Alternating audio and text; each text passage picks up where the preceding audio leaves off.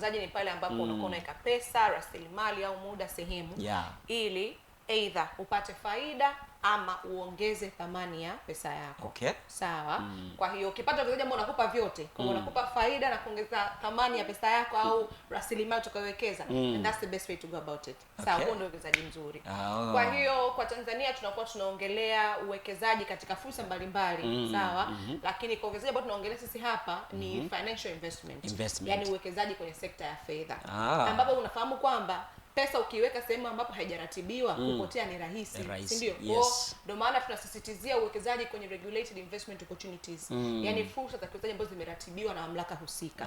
Sawa. Kwa hiyo hapa ziko tatu. Kuna bonds inasimamiwa na BOT, kuna mutual funds ama mifuko zote pamoja inasimamiwa na CMSA, alafu kuna hisa ambayo inasimamiwa na DSE.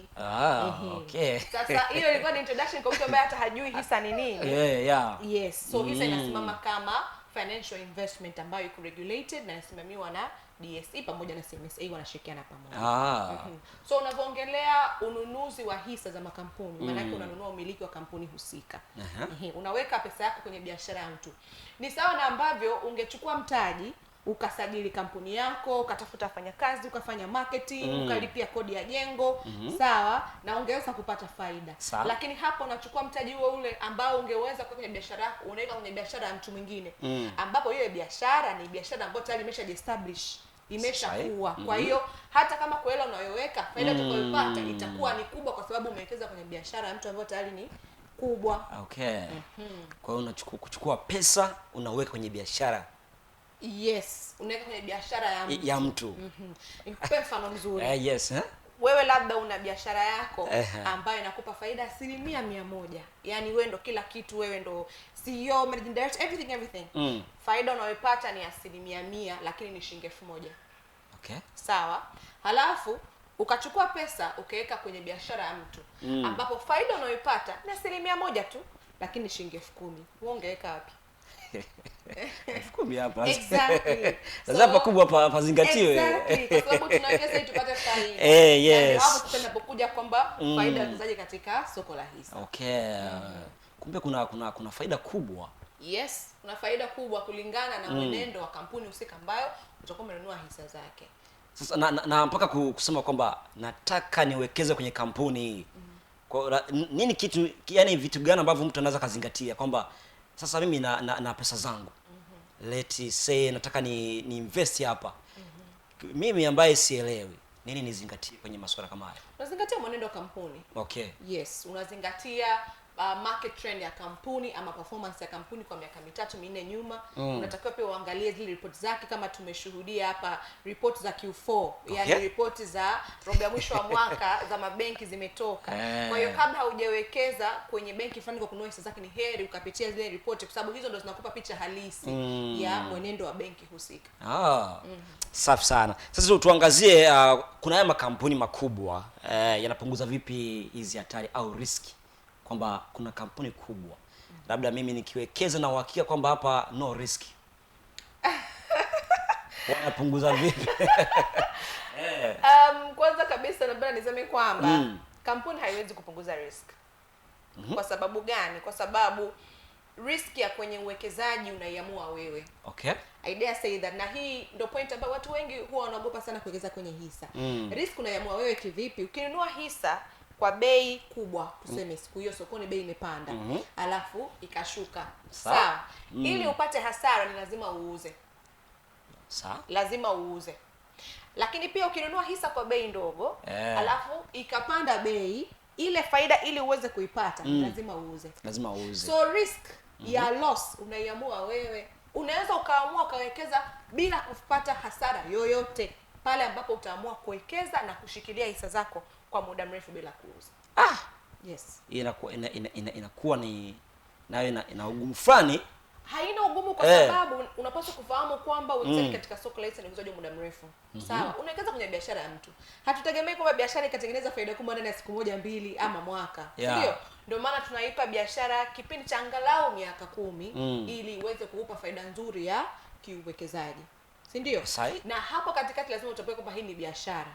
Kuna ups, kuna downs, kuna changamoto za hapa na pale, si ndio? Lakini ndani ya kipindi cha miaka 10 kampuni nzuri kivyovyote vile lazima itakupa faida nzuri. Na ndio maana tunaona kuna kampuni ambazo ziliingia sokoni yani wakati wa IPO kwa bei ya shilingi 600 miaka 18 nyuma. Sasa hivi zinauzwa shilingi 10,350 na zaidi. Yes. Kwa hiyo mtu ambaye alinunua kwa bei ya 600 akija kuuza kwa 10,000 ana faida ya shilingi 9,750. Unaona? Mambo ni mazuri. Mambo ni mazuri sana. Na tuzungumzie maybe mtu umepeleka hisa, hujapata kile ambacho ulikuwa umeexpect kwamba nitakipata kwenye hii kampuni. What for? Maybe mtu atafanya nini? Kwamba nimekuja kwenye kampuni yako, nimeweka pesa. Tumekubaliana maybe itakuwa hivi na hivi, na mimi kama mteja sijapata kile ambacho nimekusudia. Sasa unaponunua hisa hakuna makubaliano yoyote. Sasa ndio maana tunasema uwekezaji katika hisa is a risk investment. You are taking that risk. Ndio maana kabla hujamshauri mtu kuweza hisa lazima umuulize what is your risk appetite. Sawa, uvumilivu wako ukoje wa pale ambapo bei itapanda na bei itashuka. Unaona? Kwa hiyo anything happens manake you are responsible for it. Wewe ndio utakayechukua jukumu la maamuzi. Na mimi siwezi kukuamulia. Na ndio maana pia mimi ninakuelimisha ili ukawekeze kwenye kampuni ambayo ina matokeo mazuri ya kifedha, ili usifike point ya kwamba sasa sijapata nilichokitaraji nifanye nini. So ni heri ukaelimika, ukajua kampuni nje ndani faida stahiki utakazozipata ni zipi na uzipate kulingana na ambavyo umetaraji, and then usifike point kwamba sasa I don't know what to do, nifanye nini. Lakini end of the day hata kama ukijikuta kama umenunua kampuni ya hisa ambazo pengine hazifanyi vizuri kwa sasa, hisa sio uwekezaji wa kuuza. Hold. Tumeona kampuni ambazo hazikuwa zimetengeneza faida yoyote kwa miaka 9 lakini sasa hivi zimeanza kutengeneza faida. Unaona? Na ni faida nzuri sana. Kwa hiyo kuna makampuni ambayo ni sleeping giant. Sawa? Yes. Kuna kampuni ambayo kuna vitu vikikaa sawa yana take off.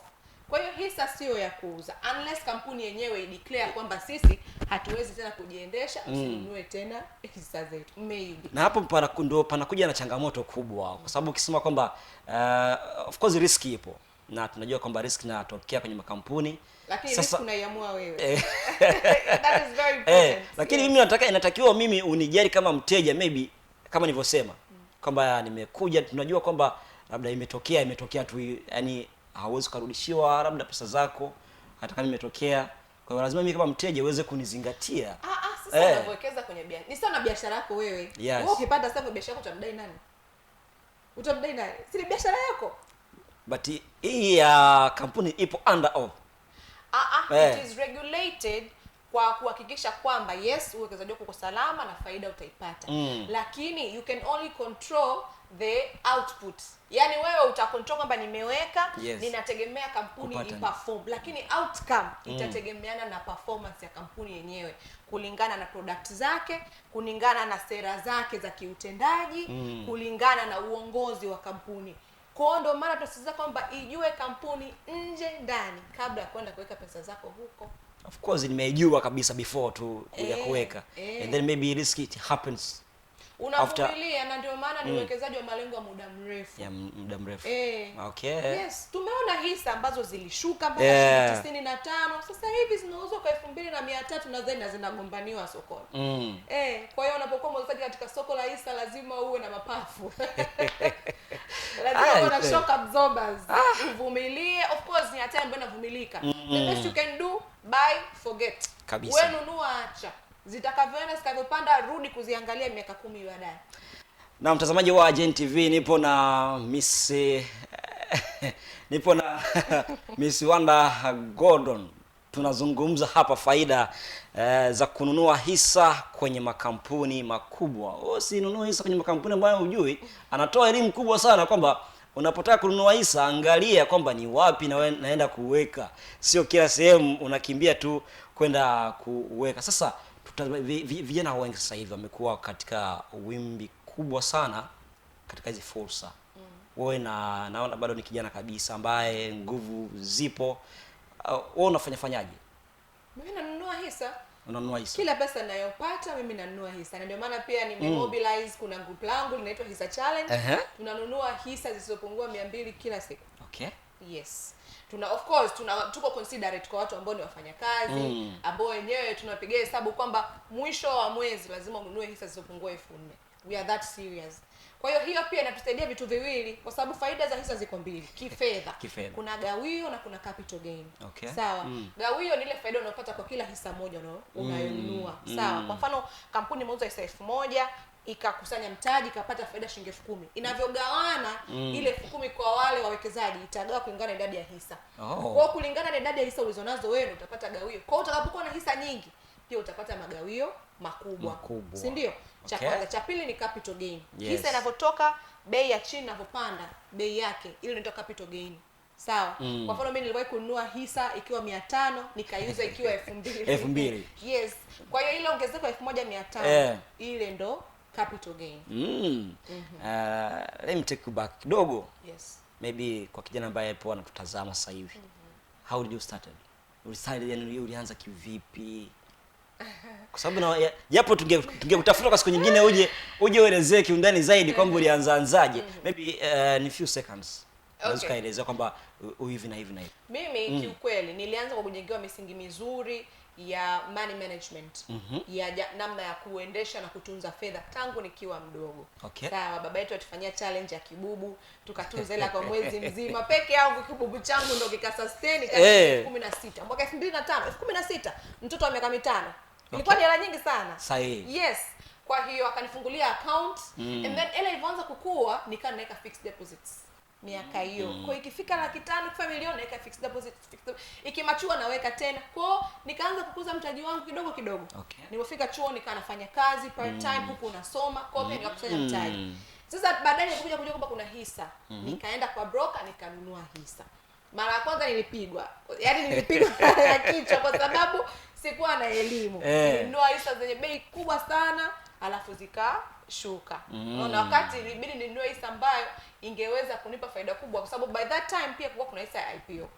Kwa hiyo nilipopoteza huku nikaangukia upande wa pili wa IPO. Kwa ile IPO ndio nikapata mara 4. Kwa hiyo nikafidia hasara nilikuwa nimeipata. Yes. So from there nikaendelea kuwekeza, nikaingia kwenye uwekezaji kwenye mifuko. Mifuko imenisaidia sana, nimekuza sana mtaji wangu.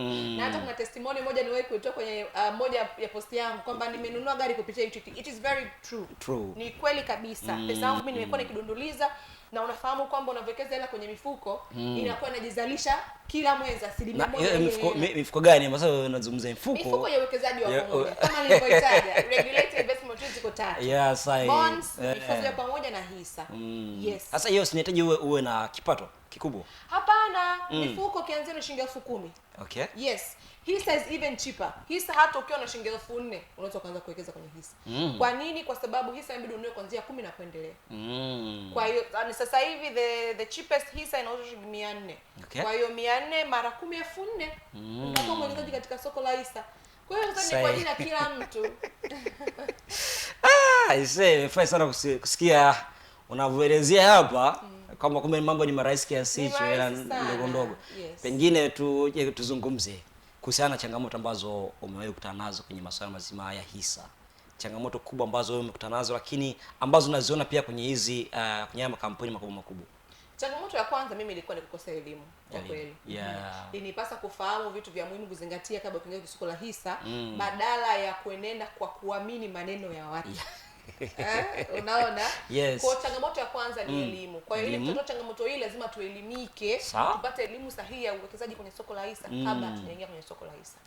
Changamoto ya kwanza. Changamoto ya pili pia ni kiutendaji kutoka kwa wawezeshaji.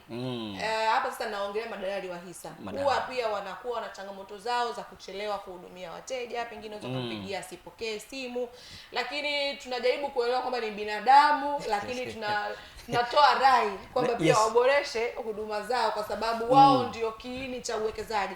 Kwa sababu ili uweze kununua hisa ni lazima broker aweze kukufanyia allocation. Hisa zote zinazouzwa na zinazonunuliwa ziko mikononi kwa DSE. Sawa. Kwa hiyo dalali ndio anaitoa hisa kwa mtu anayeuza, anampa hela, na mtu anayenunua hisa anapewa hisa. Unaona? Kwa hiyo dalali ni mtu wa katikati ambaye ni wa muhimu sana.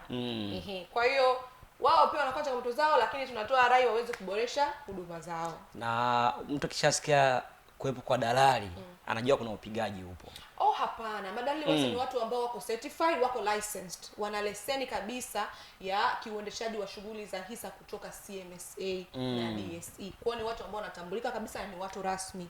Okay? Na kwenye malipo yale unaofanya wakati unanunua hisa kuna makato ya 2.4. Kwa katika ile 2.4 pia kuna hela ambayo dalali yeye mwenyewe inakuwa ni ya kwake. Pamoja na charges nyingine za serikali ya CMSA na DSE. Unaona? Kwa hiyo mtu ambaye unamlipa indirectly kila unapofanya muamala, unaponunua au unapouza hisa. Kwa hivyo hivyo ni mtu ambaye inabidi umtumie mara kwa mara kwa sababu kwanza ndio mtu muhimu akiwekeza, lakini pia unamlipa. Kwa hiyo lazima upate thamani ya pesa. Na hapo watu ndio wanaogopa kwenye kumlipa sasa dalali. Unamlipa indirectly, ni kama ambavyo unamlipa kodi za serikali, unamlipa DSE, unamlipa CMSA, na pia unamlipa automatically. Sio kama unamlipa cash, tungesumbuana sasa. Sasa tutazame labda ni mambo gani ya kuzingatia unapotaka kuingia kwenye hisa. Pata elimu. Pata elimu ya kiuwekezaji, jua soko la hisa linavyofanya kazi. Cha kwanza. Cha pili muhimu sana. Kuna furaha hata umeniuliza. Hisa sio ubashiri. Sio betting. Hisa sio betting. Vijana hapa nasikiliza anataka agusia hapo. Kumetokea awareness kubwa sana to the essence kwamba watu wanahisi kwamba hisa ni betting, kwamba hisa utaweka leo kesho imetiki utoe. Hapana. Unaweza ukapata faida ukifanya hivyo, lakini pia unaweza ukapata hasara. Kwa sababu pia ili uweze kutengeneza faida kubwa ndani ya muda mfupi lazima mtaji mkubwa. Sahihi. Si ndio? Kwa hiyo kama utariski mtaji mkubwa ili upate faida kubwa ndani ya muda mfupi, ikipotea umepata hasara kubwa. Umepata hasara kubwa. Si ndio? And the fact that malengo yako ni muda mfupi, maana ikifika muda usika lazima uexit. Si ndio? Kwa hiyo hisa sio ubashiri, uwekezaji sio uchuuzi. Unaponunua hisa hold kwa ajili ya malengo ya muda mrefu. Malengo yanatofautiana. Kuna mtu ambaye anawekeza ili pengine bei ikifika mara 2 bei nunulia atoe. That's fine. Lakini sio swala la kuweka leo kesho umetoa. Hapana. Unless umetimiza malengo yako ya kiuwekezaji. Yes. Of course, hisa ina uwezo wa kuongezeka bei kwa 5% kila siku. Kwa hiyo una uwezo wa kupata 100% ndani ya mwezi mmoja. Inawezekana kabisa, lakini that's on a perfect day ambapo soko la hisa is never perfect. Kwa sababu soko la hisa linakuwa na wawekezaji wa aina nyingi. Kuna wawekezaji wa muda mrefu, holders, au ndio wananunua wanakaaza muda mrefu. Kuna wawekezaji wa muda mfupi, traders, au ndio wako sasa wananunua kwa muda mfupi, wanatoa. Alafu kuna strategic, wako kimkakati. Yaani mtu labda ananunua ili ametegea wakati wa gawio, akiwa na hisa nyingi apate gawio kubwa, akishapata gawio anatoka. Kwa hiyo hawa wote wanakuwa wanalisumbua soko. Unaweza ukaangalia soko la hisa kama uwanja wa mpira, ambapo hisa ndo mpira. Sasa kuna wachezaji mbalimbali, kila mtu anavyopiga ana affect ule mpira. Kwa hiyo we cannot say kwamba itaendelea kupanda tu wakati huku kuna strategic anataka kununua, huku kuna trader anataka kutoka. Unaona, ndio mimi huwa nawaambia watu bei ya hisa isikusumbue. Wewe target kuweka kwa ajili ya malengo ya muda mrefu. Huko ndo kuna pesa nzuri. Yes. Kwa hiyo unashauri kwamba watu wawekeze kidogo kidogo.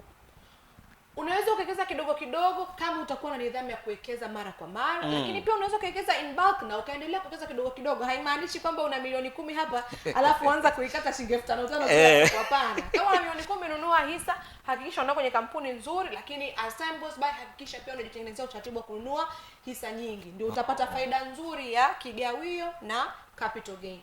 Yes, faida nyingine za hisa ni kwamba hisa iko affordable, unainunua kwa bei ndogo. Hisa inaweza ikagawanyika. Wewe uko umenunua hisa za milioni 10, ukapata changamoto itakayohitaji milioni 3. Utaenda kwa broker utauza hisa za milioni 3.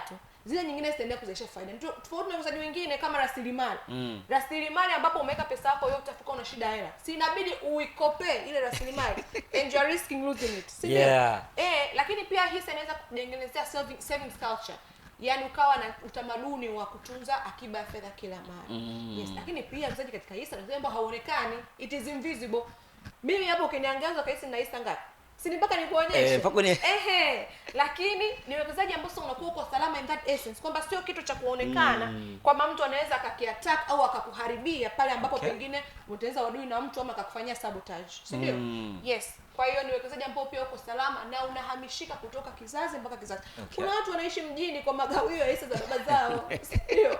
Kwa hiyo wajiwekeza muda mrefu sana. Yes, ni uwekezaji mzuri ambao uko affordable, ni savings pia ambayo inakupa faida, divisible, invisible, kwa hiyo ni uwekezaji salama na hauna maintenance cost. Hisa ukisha nunua umenunua. Unachotakiwa kufanya ni kusubiri. The only time ambapo utaingia cost wakati unanunua na wakati unauza. Basi hapa katikati hakuna maintenance fee kama uwekezaji mwingine ambao inabidi ufanye ukarabati, utafute fundi, utafute mlinzi, mambo kama hayo. Na usalama uko vipi kwenye kuwekeza hivi? Usalama kwa 100%, na ndio maana nimeongelea mwanzoni kabisa kwamba hizi ni regulated investment opportunities. Kuna mkono wa DSE. DSE ndio serikali. Kwa hiyo the government is there kuhakikisha kwamba wawekezaji uko salama. Kwa hiyo lazima mtu kama nilivyosema pale awali kwamba unapotaka kuingia kwanza hakikisha umeifahamu hiyo kampuni husika. Yes, ifahamu kampuni husika na alifahamu soko la hisa linavyofanya kazi.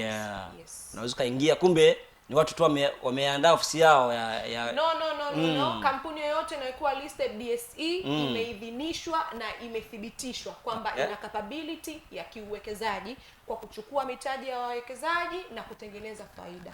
Kwa hiyo kampuni yoyote utakayonunua DSE iko vizuri, imethibitishwa. Makampuni yote 28 yako vizuri. Kwa hiyo hapo ni wewe kuchagua, sababu pia uweze kuwekeza kwenye yote 28. Hata kama tunasema usiweke mayai yote kwenye kapu kimoja, imaanishi kila yai uweke na tray lake, si ndio? Kwa hiyo unaweza kuchagua kampuni zako 3 tu ambazo kulingana na reports ambazo umefuatilia unajihakikisha kwamba hizi kampuni zina performance nzuri na zina potential, yani uwezo wa kufanya vizuri zaidi miaka ya mbele. Yes. Sawa. Na nimeona moja ya picha zako clips ukiwa umeshika tuzo. Yes, nashukuru. Ile tuzo ni natarajia kushika nyingine tarehe 12. 12. Yes. Kwa hiyo tualika mapema tuweze kuja. Mimi nominee wa tuzo za Tanzania Creators Awards. Yes, wameniweka pale kwenye kitengo cha education and inspiration. Kwa hiyo pia nitumia fursa hii kuomba kura. Naomba mnipigie kura kwenye page ya Creators Awards. Code yangu ni CA82. Kuna link yao pale kwenye page yao. Kisha ingia pale una chat na chatbot. Kwa hiyo unamwambia hello, naomba kupiga kura. Anakuletea category, unachagua education inspiration. Code utaandika CA82, utachagua Miss Mwanda Gordon. Sasa tuanze upya kwa utulivu wali ya juu. Kwa bwana tuelekeze vizuri kwamba bwana unaingia sehemu fulani hivi na hivi. Sawa. Unaingia kwenye page ya Creators Awards. Sawa, ni ya Instagram. Kwenye bio yao pale kuna link. Unabonyeza ile link, ile ni WhatsApp link. Na una chat na chatbot. AI. Kwa hiyo unamwambia tu hello, mimi nahitaji kupiga kura. Atakuletea category. Kwanza atakapochagua lugha, utachagua English au Swahili. Atakuletea category. Kwa category itakuwa ni orodha, tutachagua education and inspiration. Yaani uelimishaji na uhamasishaji. Kwa hiyo atakwambia ingiza code. Code yangu mimi ni CA82. CA82. Yes, CA82. Atakwambia pale confirm ni Miss Wanda Gordon, utasema yes confirm. Basi, umeshapiga kura. Tukipiga kwa wingi tarehe 12 February tunakutana Mlimani City kupokea tuzo. Kwa hiyo inakuwa tuzo ya pili. Tuzungumzie tuzo ya kwanza ambayo ulipata. Tuzo ya kwanza namshukuru sana Mungu. Ilikuwa ni ya Young Women Entrepreneurs. Tulikuwa tuna ushiriki wa kiushindani kwenye swala zima la kutafuta wanawake wajasiriamali. Sawa? So mimi pamoja na kwamba ni mwelimishaji wa kifedha, mimi pia ni mjasiriamali. Nina kampuni inaitwa Premium Energy Consultancy Limited. Sawa? Mimi by profession ni petroleum chemist. Science imekaa kidogo. Kwa hiyo baada ya kuona kwamba of course ajira ni hafifu, lazima ujitengenezee ajira. Kwa hiyo katika harakati za kujitengenezea ajira nikasajili kampuni yangu ya Premium Energy Consultancy Limited. Kwa hiyo YWE walichofanya ni ku-acknowledge kile ambacho mimi nimekifanya kwa sababu ni Consultancy Limited kwenye swala zima la mafuta na gesi. And the fact that ilikuwa ni kwa ajili ya wanawake, kuona mimi nikatambulika kama mmoja wa wanawake wajasiriamali ambao wamekuwa na ubunifu kwa kuanzisha kitu ambacho kitaenda kutengeneza ajira kwa vijana wengine. Ndio maana nikapewa ile tuzo. Nikapewa hii. Na tunategemea kupata hiyo nyingine. Amina. Ndio. Kabisa. Na tunapoelekea kulingana na muda wetu mwishoni kabisa kumalizia. Zungumza na vijana ambao hapa nakusikiliza sasa hivi. Vijana wanataka mnunue hisa. Yaani bila kupepesa macho. Nunueni hisa. Hisa utakayonunua leo itakuja kukufaa sana maishani miaka 10 ijayo. Kwa sababu hakuna hisa ya bei ghali. Hata hisa ambayo unaingia sokoni unaiona inauza shilingi 10,000 na ngapi, bado iko affordable kwa sababu kwa kadri miaka inavyozidi kwenda, hii ni biashara, kumbuka. Biashara zinakusanya mtaji. Biashara zinakusanya mtaji zinazidi kukua. Zinapozidi kukua zinavutia wawekezaji. Zinavutia wawekezaji, watu wanakuwa tayari kununua kwa bei ya juu. Kwa hiyo bei itazidi kupanda. Kwa hiyo hakuna muda sahihi wa kununua hisa kama sasa hivi. Nunueni hisa, downloadini application DSE hisa kiganjani, jisajili kutumia NIDA. Application ya DSE hisa kiganjani. Sawa. Yes. DSE hisa kiganjani. Yes. Oh. Naamini kabisa ambaye anakusikiliza akifuata maelekezo hayo anaweza kujirevamp tena kuja akapata muhimu sana. Tutakutana, uzuri tuombe Mungu hai atupe. Miaka 10 ijayo tutakutana sasa, ambao tuliwekeza, tuliochukua ushauri tukaufanyia kazi na ambao hawakuchukua. Kabisa. Yes. Lakini ni vyema tukawekeza. Uwekezaji kwa ajili ya kila mtu, ndio maana umewekwa wazi. It's an open platform. Halafu pia umewekwa kwa namna ambayo kila mtu anaweza kumudu gharama za kiuwekezaji. Kwa hiyo tuwekeze na manufaa yake yako wazi. Unaona? Kama sehemu inaweza kupa faida 5% kila siku. Unataka nini tena? Kabisa. Exactly. Kwa hiyo invest, buy stocks, wekezeni kwenye hisa, wekezeni kwenye mifuko na wekeza kwenye hisa. Huko ndo ambako pesa nzuri ipo. Lakini jifunzeni pia uvumilivu. Uwekezaji sio uchuuzi. Mtu sio ukimbie tu kama nimeweka nataka nipate haraka. Na pia kushuka kwa bei ya hisa sio kufa kwa kampuni. Hilo wala isiwatie hofu. Kulingana na kwamba wewe umefanya utafiti wa hiyo kampuni, umewekeza, umenunua hisa zake, vumilia. Kampuni yoyote ambayo iko listed DSE ina uwezo wa kiutendaji unless iwe imetoa angalizo kwamba hatuwezi tena kujiendesha. Lakini kama haijatoa angalizo, nunua hisa zako, shikilia, endelea kununua. Tuwaga tunasema kwamba ikipanda nunua, ikishuka nunua. Yes, kwa sababu unakuwa unafanya pia cost averaging. Kama ulinunua hisa kwa 2500, ikashuka ikawa 2000. Sawa. Ukinunua tena maana yake unakuwa umenunua hisa 2 kwa 4500. Ukigawa kwa 2 maana yake umenunua hisa moja kwa 2250. Kwa hiyo utaendelea kupata faida kutoka kwenye 2250, itakupeleka kupata faida. Itakuwa tofauti na yule ambaye alinunua 2500 akakaa nazo, alafu iliposhuka 2000 atasubiri muda mrefu ipande. Yes. Kwa hiyo ikipanda nunua, ikishuka nunua. Jihakikishie tu kwamba unanunua hisa kwenye kampuni ambayo inaendana na malengo yako ya kiuwekezaji. Na pengine tu inaonekana inahitajika elimu kubwa sana kwenye swala hili. Yes, na ndio maana mimi huwa natoa hii elimu kila siku kwenye my social media accounts. Instagram natumia jina Miss Wanda Gordon, TikTok pia natumia jina Miss Wanda Gordon. Kwa hiyo tunaelimishana pale kila siku. Tuna madarasa pia, kama mimi na hiyo group tunaelimishana, tunawekeza kwenye hisa. Huwa mimi pia na organize events za online, Zoom meetings. Kwa ukisikia muda wote kuna fursa kujifunza kuhusu uwekezaji, jifunze. Huko ndo ambako pesa ipo. Uwekezaji wa kwanza ambao unapaswa kufanya kabla hujaingia kwenye uwekezaji ni kuwekeza kwenye elimu ya kujua huo uwekezaji. Yes. Kuwekeza kwenye elimu ya kujua huo uwekezaji. Sasa nimependa sana huo msemo. Mimi nikushukuru sana. Kwa sababu ya muda wetu tuishie hapa. Unajua muda anasema ukisema gomea na muda utaumia. Ni kama ukuta. Shukrani sana. Asante. Alikuwa ni Miss Wanda Gordon. Amezungumza mambo mengi kweli ambayo yanatufanya sisi kama vijana tuweze kuchangamkia hizi fursa. Pengine mimi mwenyewe nilikuwa sifahamu mambo kama haya. Naamini leo nitaenda kwanza nione inakuaje hizi hisa. Ni kweli kwamba yamo, lakini naamini yamo kabisa kwa sababu wametoa elimu kubwa zaidi. Na niseme asante sana mtazamaji wa JNTV.